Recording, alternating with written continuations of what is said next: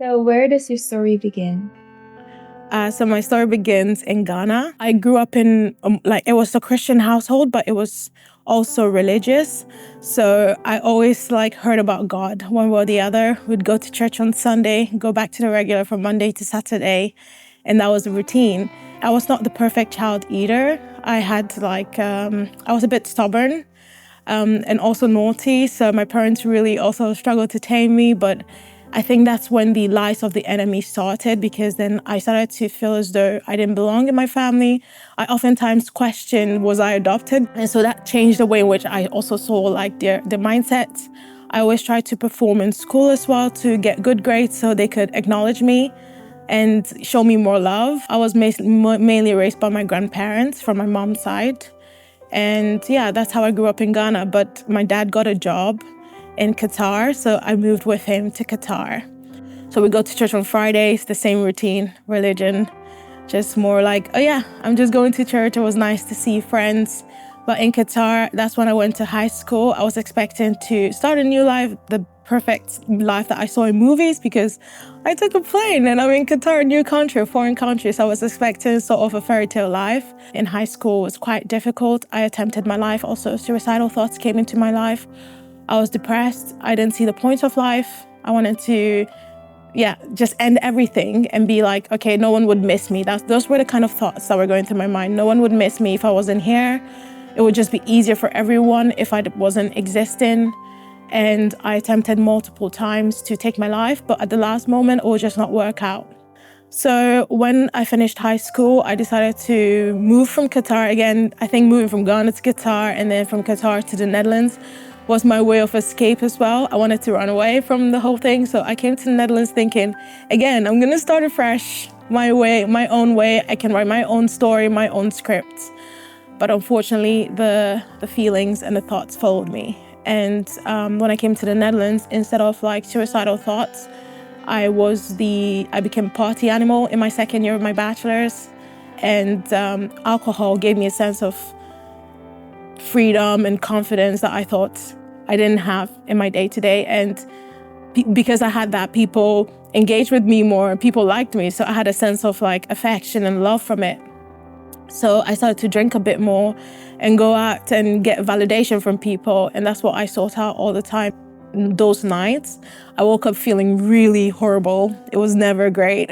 I woke up with the worst headache, lots of blackouts, what happened last night, I have no idea. One time I woke up in the hospital as well, the Radboud UMC, and that was really scary actually. But again, went back to what I knew was giving me a sense of confidence and freedom that I never really had in my day-to-day. So I did that for a couple of years. And then I got the opportunity to go on exchange in South Korea. And again, I thought, starting afresh of sorts, running it away again. But in Korea, that's also when the alcohol drinking got even worse because they have a drinking culture there. But then, in your head, you don't feel it, but in your body, you know that, it's really, really horrible. So I did that, and then I came back to the Netherlands, went about my life just as usual. I had visa issues, not necessarily visa issues, but every year I had to prove myself as to why I need to stay in the Netherlands. And it really was a year of always anxiety, because you're what's gonna happen to me once this visa expires? How do I prove that I'm here for a good reason? How do I prove that I'm here to promote the economy? Because the IND has those questions. But God opened the door. I didn't know God then, so I'm just bringing him. I see a fingerprint of him throughout, so I am mentioning him because he really covered me through it all. Even moments when I woke up in the hospital, had blackouts, he really protected me because anything could have happened. So in my home, God protected me. He made it possible. He gave me a job that gave me the ability to stay here. But I didn't really want to stay here because I was I don't feel purposeful. But God really started to open my eyes, I guess, to him calling to me, but I didn't see it. And a friend invited me. I had the thing of religiously, obviously, still going to church, hearing about God, but the relationship, I have to say, it wasn't there at all. I didn't know about how to be in a relationship with Jesus because I always thought, how could someone like that love me? just lies from the enemy, making me come down and thinking like, what is the point of life? So fast track 3 years ago, a girlfriend invited me to Forte. And that is when I got really introduced to the church. And it was really a blessing because I came to the church and I was like really wrecked, actually. I was like, what is this? I saw people that were just in love with Jesus. And I was like, whoa, this is beautiful. I remember that at the end of the conference, a sister in Christ approached me and she was like, welcome back.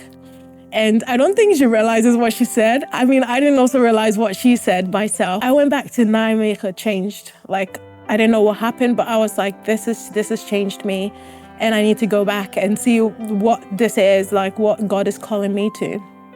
So I decided to go back to church again and discover what this love is, this relationship is that I experienced during the conference. And then, I was just there and I was like, okay, I heard teachings about like integrity, about how to have a relationship with Jesus Christ. It was not really religion about, in terms of like, okay, you do this and you do that, but it was more about, okay, first seek God and seek the kingdom and seek him first and let him do the work and have your own personal relationship with him, which was very different from what I saw growing up, because it was like you had to go through someone to have a relationship with God. You had to be a certain perfect person to be able to have a relationship with God. But learning that I could come to him in all my imperfection, in all my horrible thoughts, because he knew exactly what I was thinking, what exactly I had in my heart, was different. But it was like, okay, now that means I can come to him in imperfect Stephanie, and he's gonna be like, come here, and he gives me a hug, and I can just have conversation with him. And I've never really had that, so that was really comforting. So I started to go to church a lot, and I started to get this fire. And I remember the pastor mentioning like, give God a year. So I was like, for my own selfish desires, I'm not gonna lie. I was like, okay, God, I'll give you a year. I'm just gonna give you a year. And I just said that. And now we're 3 years in, and I don't wanna go back.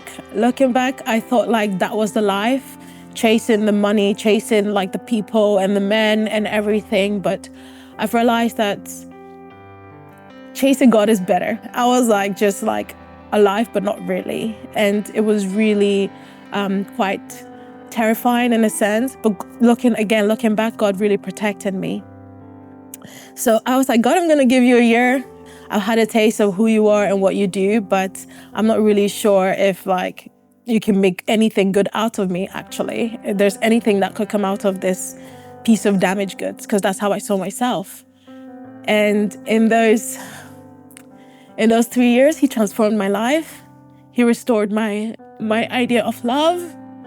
And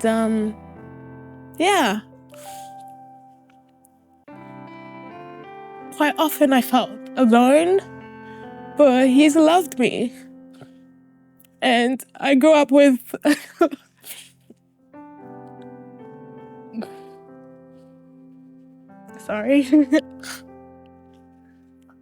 I grew up thinking that I needed to prove myself to be loved. And I tried it with God, actually. And sometimes I do, because that's what I've known all my life, for about 25 years, I guess. But he constantly shows me like, no, you don't have to prove yourself to me. I'll still love you. I'll still provide for you. I'll still care for you. I still know you by name.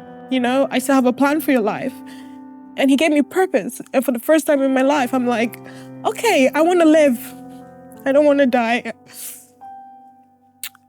I want to live, so my story is a testament to how good he is, so people can see that he can take what people class as damaged goods as too far gone to help.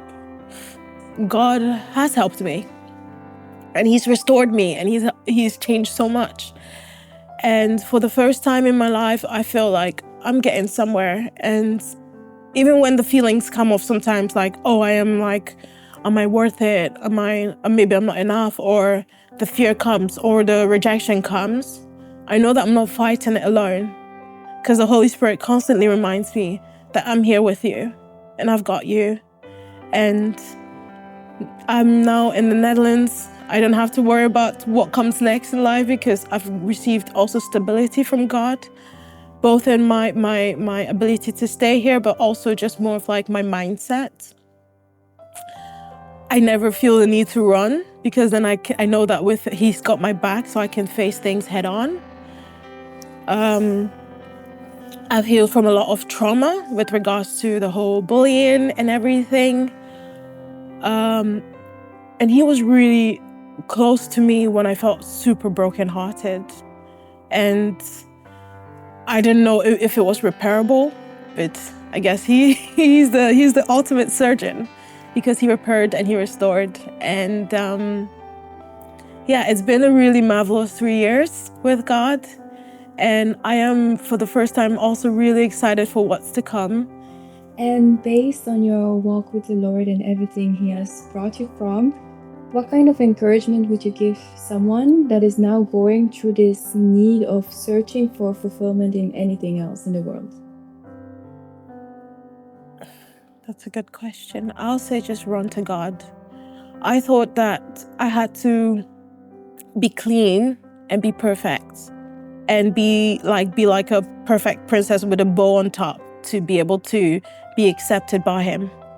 But similar to the story in the Bible of the prodigal son, I called myself the prodigal daughter actually afterwards. The sister in Christ told me about welcome back because He ran to me and He gave me a hug. And that story I find so beautiful because the father, I was used to parents waiting at the door and be like, I told you so. I told you not to do that. Why are you doing that? I told you, now you see what the world has shown you? Okay, now you're coming back. That is what I expected from God because that's what I was used to. But He ran to me.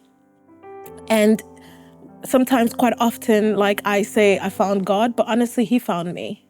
I didn't have to do anything. He came searching for me. I was the lost sheep, the silly one that was stuck somewhere, all isolated and by myself, but He found me. So don't feel as though you need to be perfect or come to Him clean and prim and proper because He's holy and everything else. But come to Him as you are and He will help you. I came to Him as the Stephanie that was like addicted to drinking every weekend to feel some sort of security and love and everything.